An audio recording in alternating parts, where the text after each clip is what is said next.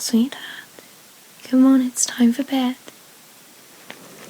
Come here.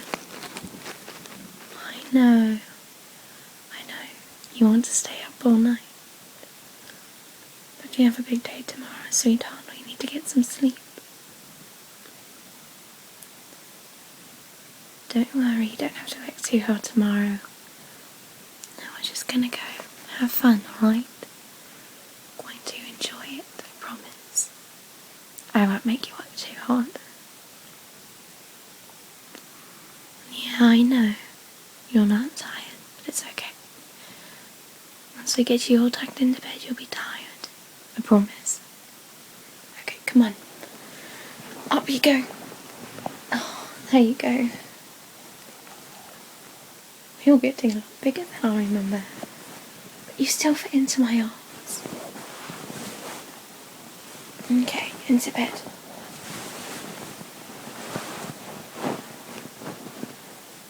Okay, let's get you tucked in.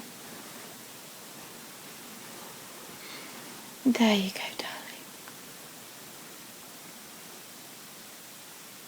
You want a story?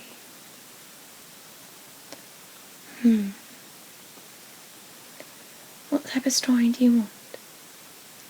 Do you want a story about dragons? Do you want a story about great storms on a giant sea?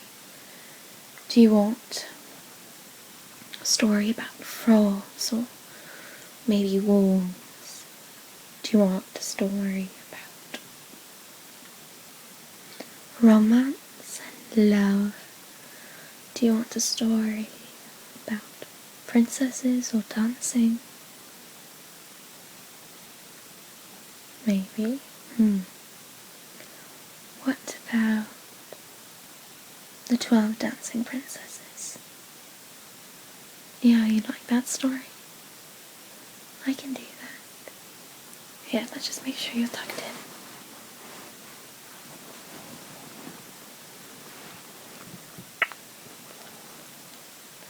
There's a little kiss on your cheek.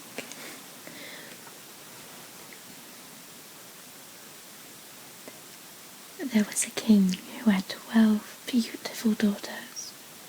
They slept in 12 beds, all in one room, and when they went to bed, the doors were shut and locked up. But every morning the shoes were found to be quite worn through, as if they had been danced in all night, and yet nobody could find out how it had happened or where they had been.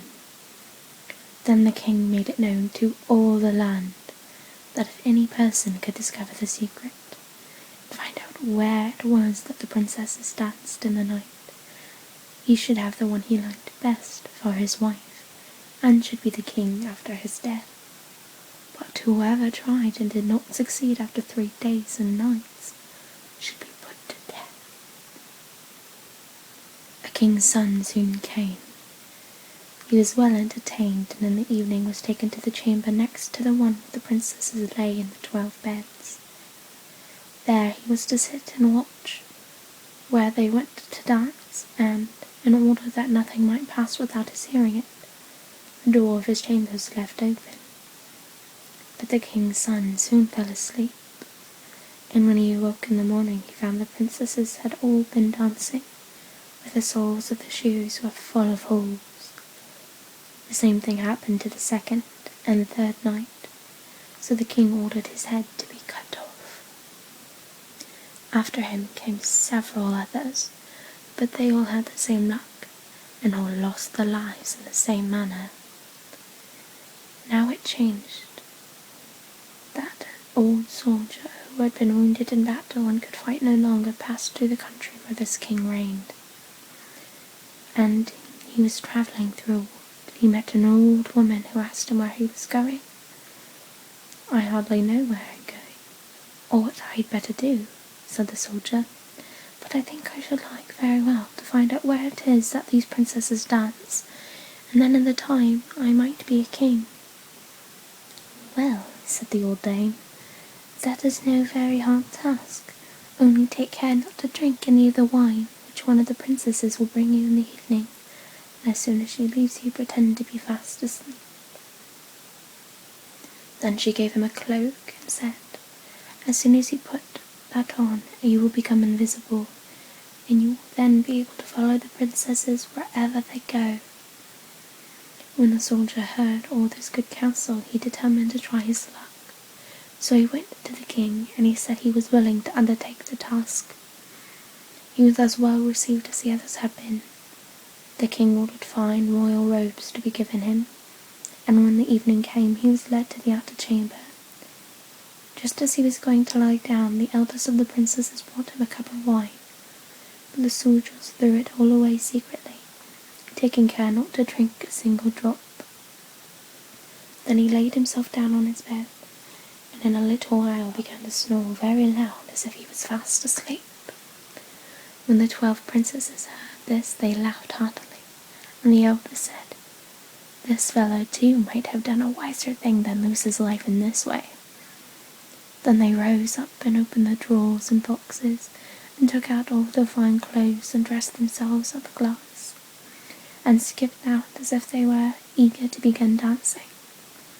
But the youngest said, "I don't know how it is. While you are so happy, I feel very uneasy. I am sure some mischance will befall us." "You simpleton," said the eldest. "You are always afraid. Have you forgot how many kings' sons have already watched in vain? And as for this soldier, even if I had not given him his sleeping draught, he would have slept soundly enough." When they were all ready, they went and looked at the soldier, but he snored on, and did not stir hand or foot, so they thought they were quite safe. And the eldest went up to her own bed and clapped her hands, and the bed sank into the floor, and a trap door flew open. The soldiers saw them going down through the trap door, one after another, the eldest leading the way, and thinking he had no time to lose, he jumped up, put on the cloak which the old woman had given him, and followed them. But in the middle of the stairs he trod on the gown of the youngest princess, and she cried out to her sisters, "All is not right, someone took hold of my gown." "You silly creature," said the eldest, "it is nothing but a nail in the wall." Then down they all went, and at the bottom they found themselves in a most delightful grove of trees, and the leaves were all of silver and glittered and sparkled beautifully. The soldier wished to take away some token of the place, so he broke off a little branch, and there came a loud noise from the tree. Then the youngest daughter said again, "I am sure all is not right. Did not you hear that noise? That never happened before." But the eldest said, "It is only our princes, who are shouting for joy at our approach." Then they came to another grove of trees, where all the leaves were of gold, and afterwards to a third, where the leaves were all glittering diamonds, and the soldier broke a branch from each, and every time there was a loud noise which made the youngest sister tremble with fear, but the eldest still said it was only the princes who were crying for joy.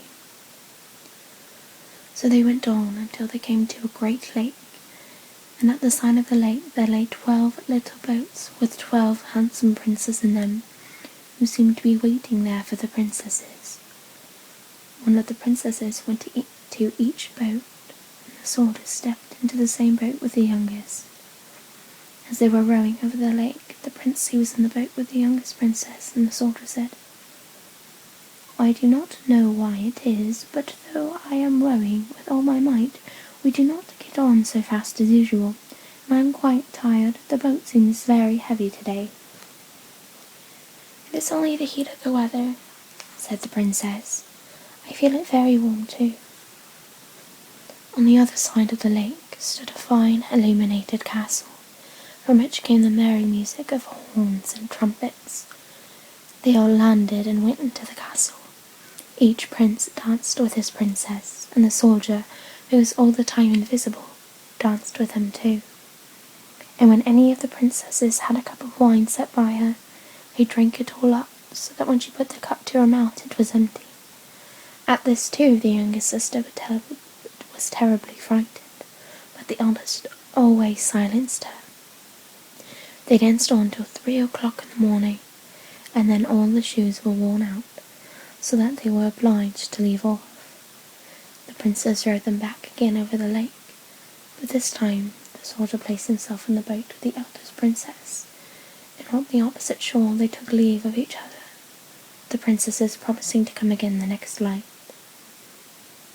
When they came to the stairs, the soldier ran on before the princesses and laid himself down, and as the 12 sisters slowly came up, very much tired, they heard him snoring in his bed. So they said, "Now all is quite safe." Then they undressed themselves, put away their fine clothes, pulled off their shoes, and went to bed. In the morning the soldier said nothing about what happened, but determined to see more of the strange adventure, and went again the second and third night, and everything happened just as before. The princesses danced each time till the shoes were worn to pieces, and then returned home. However, on the third night the soldier carried away one of the golden cups as a token of where he'd been. As soon as the time came when he was to declare the secret, he was taken before the king with the 3 branches and the golden cup, and the 12 princesses stood listening behind the door to hear what he would say. And when the king asked him, "Where do my 12 daughters dance at night?" he answered, "With 12 princes in a castle underground." And then he told the king all that had happened, and showed him the 3 branches and the golden cup which he had brought with him. Then the king called for the princesses and asked them whether what the soldier said was true. And when they saw that they were discovered, and that it was of no use to deny what happened, they confessed it all. And the king asked the soldier which one of them he would choose for his wife, and he answered, "I am not very young, so I will have the eldest." And they were married that very day, and the soldier was chosen to be the king's heir. Yeah, it is a good story, I agree. Yes, he was very clever, just like you. Well, he was smart enough to pretend to be asleep. But don't you do that with me, silly goose. I always know when you're awake. Yes. But now, yeah, I see you yawning, darling. You need to get to sleep, okay?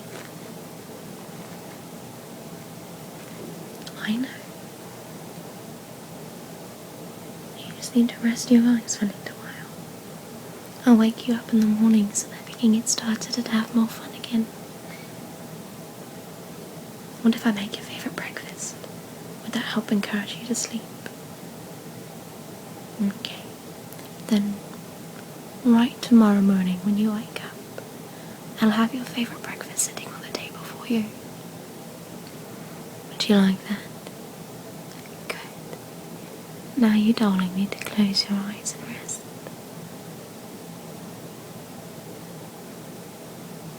Don't worry, I won't leave till you fall asleep. Come here. Let me tuck you in a little bit more.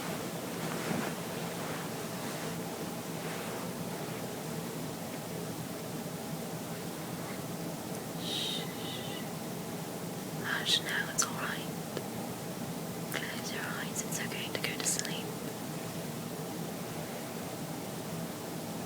Hush.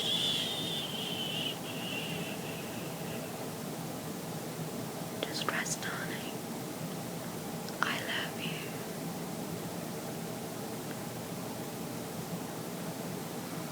You're so very important and special. I love you, dear. You're the best thing that has ever come into my life. I want you to know that. That no matter what, I will always be here for you. Hush, my darling.